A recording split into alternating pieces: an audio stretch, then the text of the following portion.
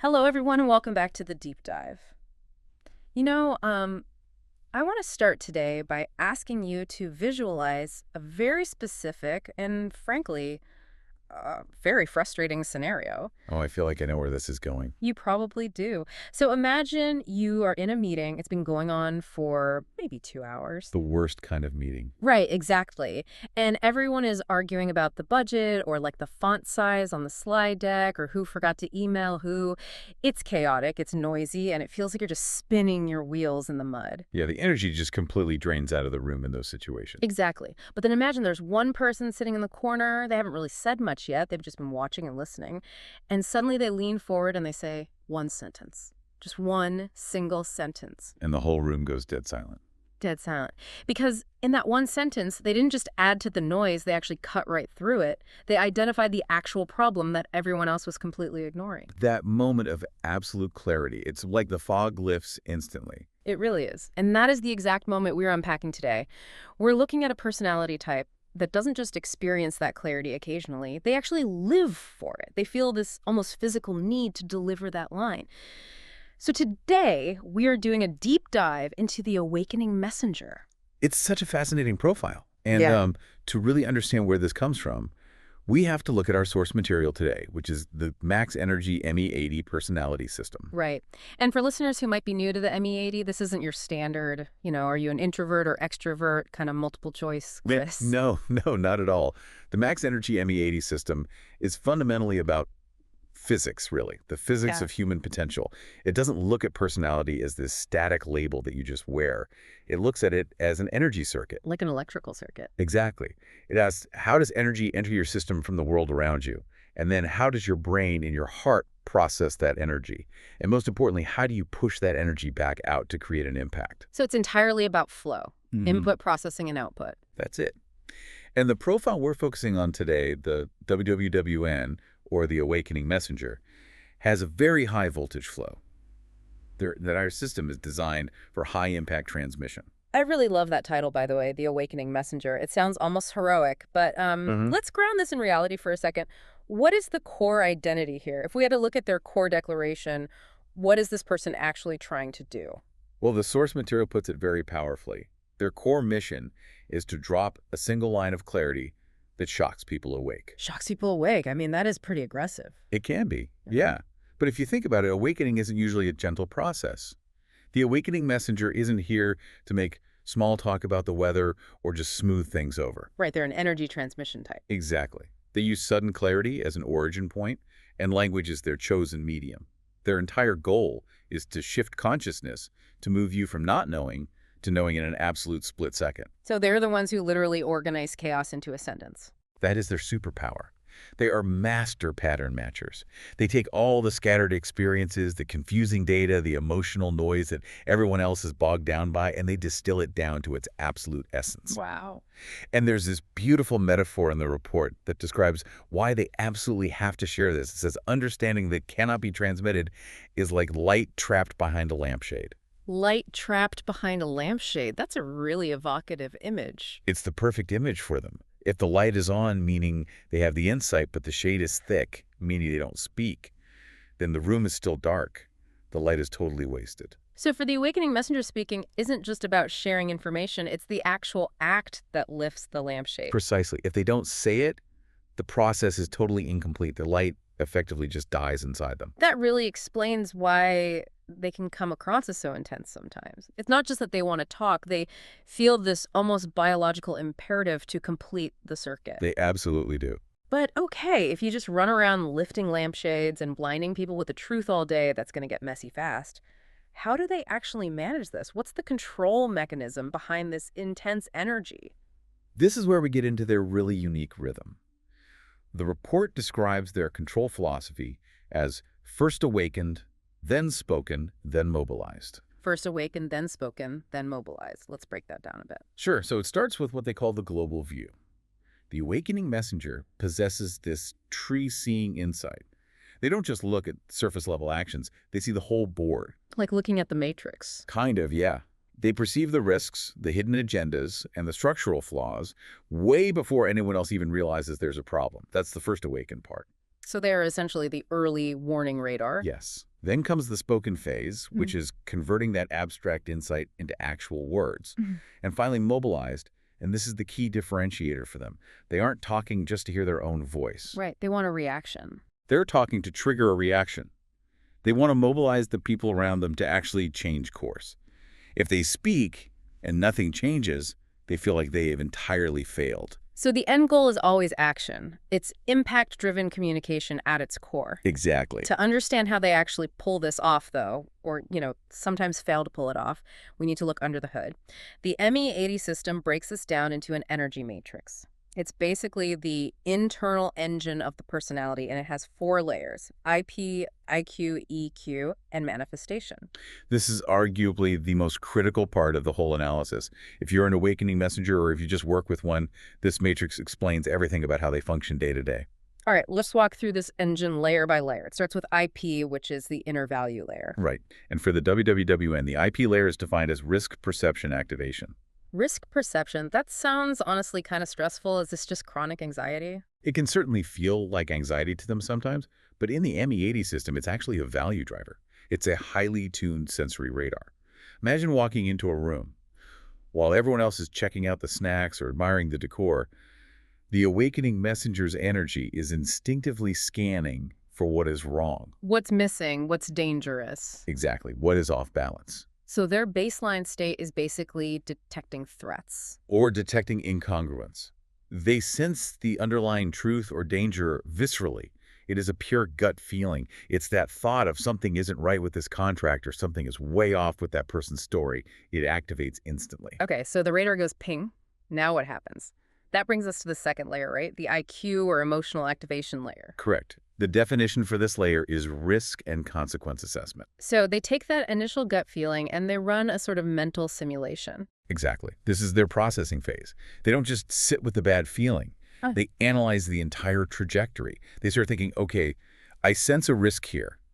If we ignore this risk, what happens in 3 months? What happens in a year? What is the ultimate cost? They're literally playing out the chess moves in their head. They're building a highly logical framework around that initial flash of insight. They're telling themselves, we aren't just losing money. If you don't fix this, we're going to lose our entire reputation. They heighten the stakes because they can clearly see the future consequences. So now they are basically terrified, and they have the ironclad logic to prove exactly why everyone else should be terrified too. Right. They are holding this very heavy, often scary truth. But here is the major pivot point for this personality type. If they just run into the room and blurt out, hey, we're all doomed, people will just think they're crazy or just wildly negative. Yeah, nobody likes the person who just screams fire in a crowded room without pointing to the exit. Exactly. And that is exactly why the third layer is the essential bridge, the EQ layer, or the decision calculation layer. For the awakening messenger, this is defined as emotional awareness and resonance. Resonance. That's a really beautiful word to use for a personality assessment. It's probably the most important tool in their entire kit. In this layer, they have to calculate, how do I package this terrifying truth so that you specifically can accept it? They have to bridge the gap between their insight and your current reality. So it's basically the difference between walking up to someone and saying you're completely incompetent versus saying, hey, I can see you're struggling because this current process is broken. Precisely. One of those shuts you down completely and the other wakes you up. The EQ layer is where they craft the hook that grabs the listener's heart. They have to find the specific emotional frequency that matches the person they're talking to. And if they skip that step. If they skip the EQ layer, they just sound like a harsh, arrogant critic. Yep. But if they use it properly, they sound like a brilliant visionary. And once that EQ packaging is done, that leads directly to the fourth stage, the manifestation layer. The release. The energy moves outward to create impact, action, and manifestation. It is the literal moment they speak that one line of clarity out loud.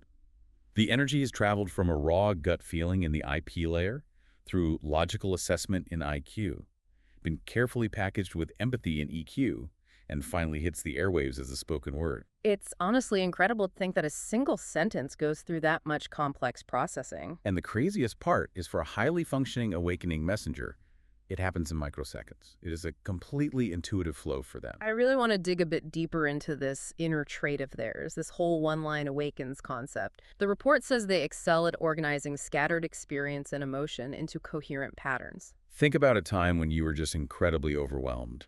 Maybe you were venting to a close friend, just total word vomit, complaining about your job, your partner, how tired you are. You're just all over the place. Yeah, I think I have those moments basically on a weekly basis. We all do. Now imagine an awakening messenger is the one listening to you vent. They aren't just nodding along sympathetically. They are actively filtering. They are pattern matching every word you say. And when you finally stop for a breath, they look right at you and say, so what you're really saying is that you don't feel respected. And boom, total silence. Because it's absolutely true. They found the single golden thread in that giant mess of yarn. That is their core quality. They clarify the blurry, confusing parts of life for the rest of us.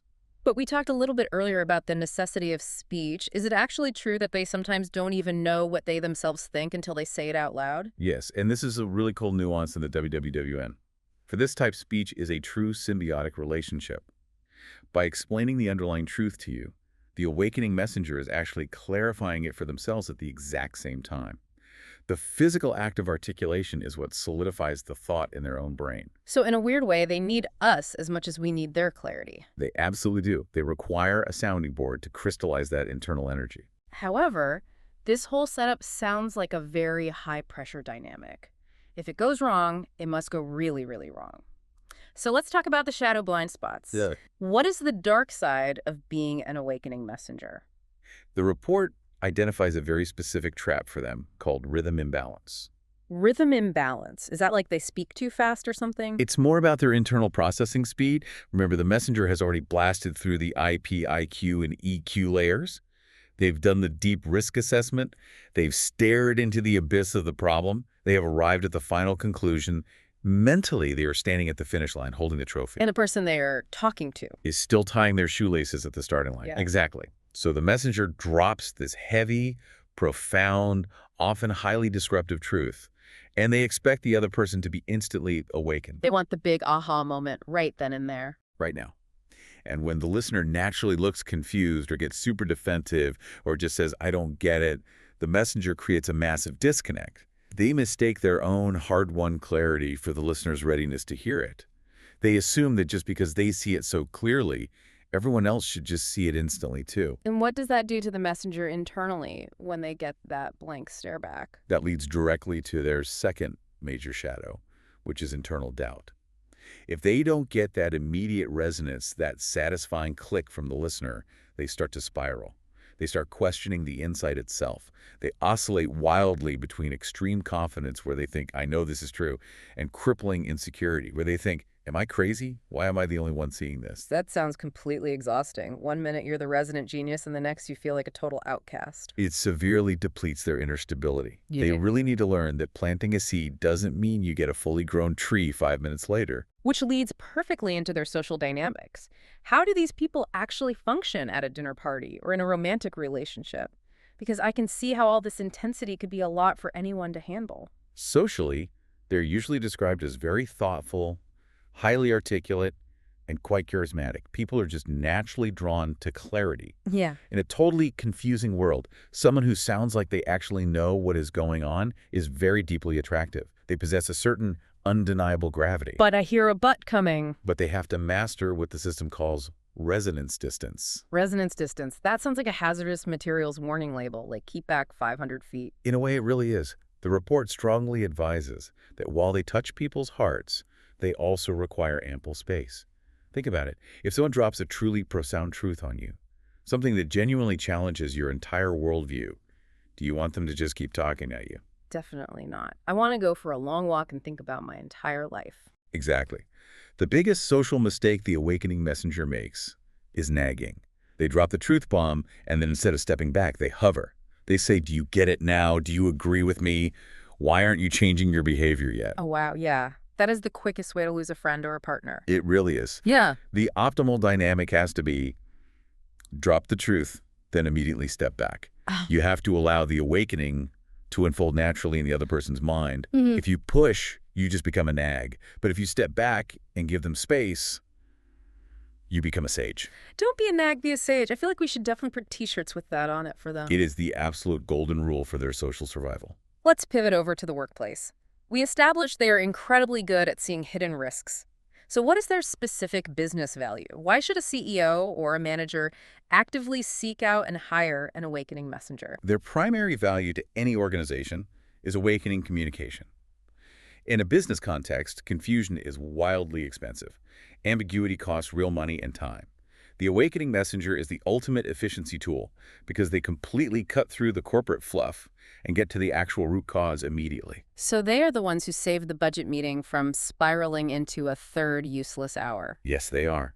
They are the person who can look at a complex market strategy that is totally failing and say, look, guys, we aren't failing because of the economy.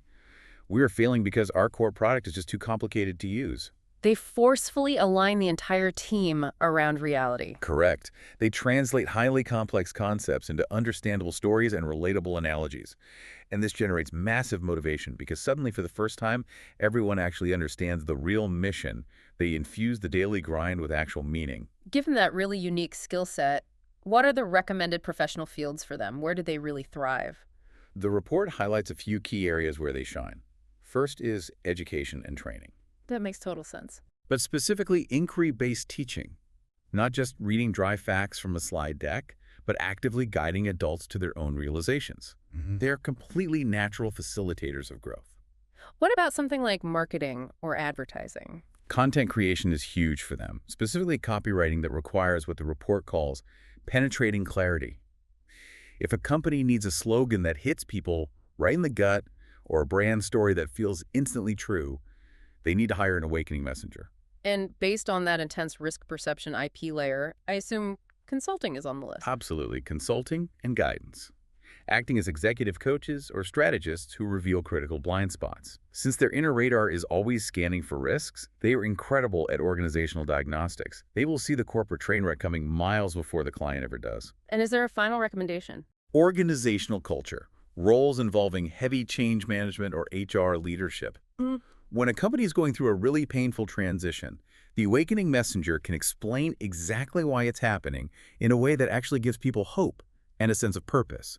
They transform corporate pain into shared vision. It's really a high-level leadership profile, isn't it? Not necessarily the person managing the day-to-day spreadsheets, but the person setting the true North Star for the whole ship. Yes, it is quintessential visionary leadership. As we start to wrap up this deep dive into the WWWN, I want to make sure we leave our listeners with a really practical final thought.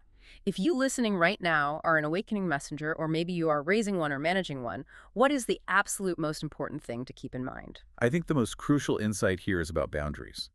The awakening messenger is a trigger for change. But, and please hear this clearly, they do not have to walk the path for others. That honestly must be such a massive relief for them to hear. It really should be. Yeah. Their only job is to light the first lamp. Once that light is on, the other person has to do the actual walking. You cannot force someone to evolve. You can only provide the clarity that makes their evolution possible. Don't take responsibility for their entire journey, just provide the spark. Exactly. I want to close this out with the gold sentence. This is the final quote from the ME80 report, which I think just sums this entire dynamic up beautifully. It says, "When a single phrase reveals new choices, awakening begins to flow, and that light in return illuminates the awakening messenger themselves." That is the true beauty of this personality. It is entirely reciprocal. You awaken others, and in doing so, you actually awaken yourself. You find your own profound clarity by giving it away to someone else. That is an incredibly powerful place to end the analysis, but it does leave me with a final provocative thought for you listening. If you are an awakening messenger and you're frustrated by people not getting it, what if the silence you get after dropping a truth bomb isn't actually rejection? What if that silence is just the sound of a mind slowly expanding? Maybe the most profound impact you make is the one you never stick around to see. That is a great perspective shift. Now, for our listeners who are sitting there thinking, wow, this literally explains my entire life, or maybe I finally understand why my spouse acts the way they do, this entire analysis came from the Max Energy ME80 Personality Assessment Report. It is a genuinely profound system. We have only just scratched the surface of a single profile today. If you want to dive deeper into your own personal energy matrix or figure out exactly what your type is, you really should visit their official website at www.maxenergylife.com. And for those who want to connect with the community on social media or search for a lot more resources, you can search Facebook for Max Energy, followed by the Chinese characters for Gathering Energy Personality Studies. So that is Max Energy at you. Or you can also search for metanergy, e.g. I highly recommend checking all of that out. Understanding your own internal mechanics really is the very first step to mastering your true potential. Absolutely. Thank you so much for guiding us through the fascinating mind of the awakening messenger today. It has been truly enlightening. It was my absolute pleasure. And to you, the listener, go out there, trust your inner radar, and don't be afraid to lift that lampshade. But